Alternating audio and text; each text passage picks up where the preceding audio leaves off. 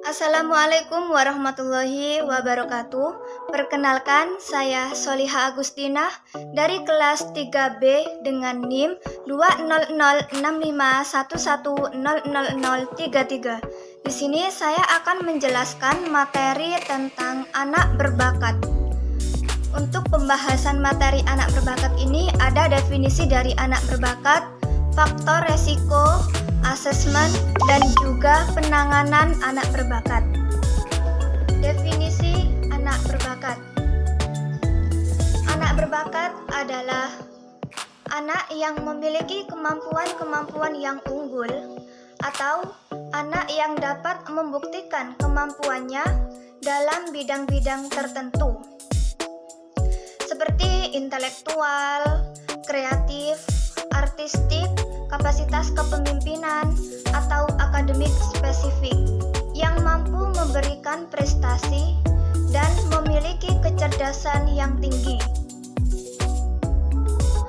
Sedangkan menurut Kepdiknas pada tahun 2003, anak berbakat adalah mereka yang diidentifikasi sebagai peserta didik yang telah mencapai prestasi yang cukup memuaskan dan memiliki kemampuan intelektual umum yang berfungsi pada taraf cerdas, kreativitas yang memadai, dan juga keterikatan pada tugas yang tergolong baik. Nah, hal ini ditentukan oleh penanganan yang mereka dapatkan selama masa tumbuh kembang, baik di dalam keluarga, sekolah, maupun lingkungan masyarakat. Mereka adalah bibit yang siap tumbuh. Tidak hanya itu, anak berbakat juga harus memiliki pendidikan dan juga moralitas yang baik. Anak dalam kategori ini harus memperoleh sebuah layanan pendidikan yang memadai sejak prasekolah hingga perguruan tinggi nanti. Selanjutnya ada faktor resiko. Ada beberapa faktor resiko anak berbakat. Yang pertama ada faktor genetik. Pendapat para ahli sebagian menyatakan bahwa intelijensi dan kemampuan yang berkualitas adalah diturunkan, dan hal ini kurang dapat diterima oleh masyarakat yang memandang bahwa semua orang itu terlahir sama.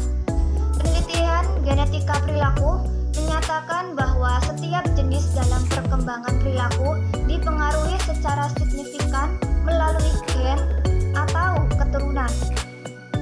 Yang kedua ada faktor biologis. Faktor biologis tidak dapat diingkari karena faktor biologis tidak bersifat genetik dan sangat berpengaruh pada intelijensi adalah faktor gizi dan neurolik atau kecemasan. Oleh karena itu,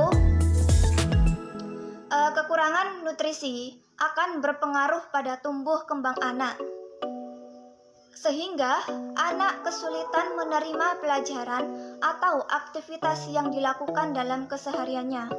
Yang ketiga ada faktor lingkungan.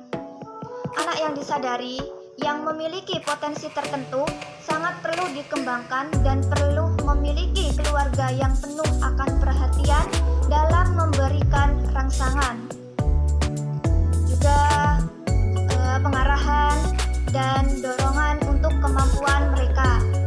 Jadi, lingkungan memiliki pengaruh yang kuat terkait bagaimana genetik anak dapat ditunjukkan dalam kesehariannya.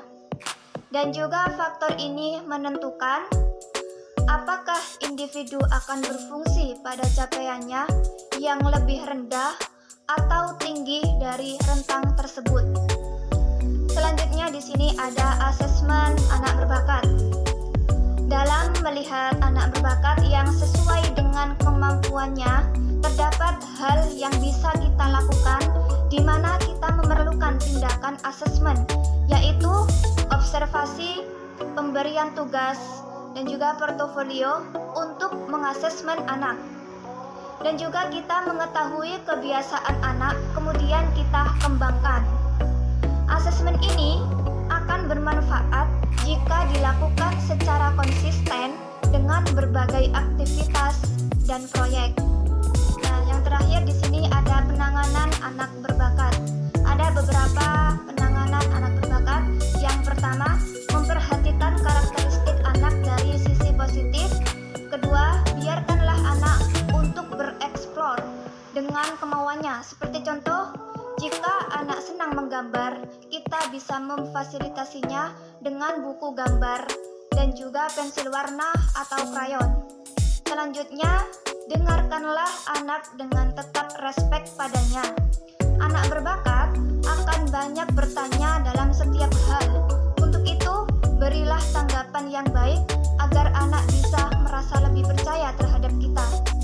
Selanjutnya, ajarkan dan arahkan anak bagaimana cara mengakses sumber-sumber untuk mengetahui jawaban atas pertanyaan. Selanjutnya, hargai keunikan anak seperti pendapat, ide, dan aspirasi anak. Selanjutnya, membangun kelas khusus untuk anak berbakat. Mungkin cukup itu saja yang bisa saya sampaikan terkait materi anak berbakat pada hari ini.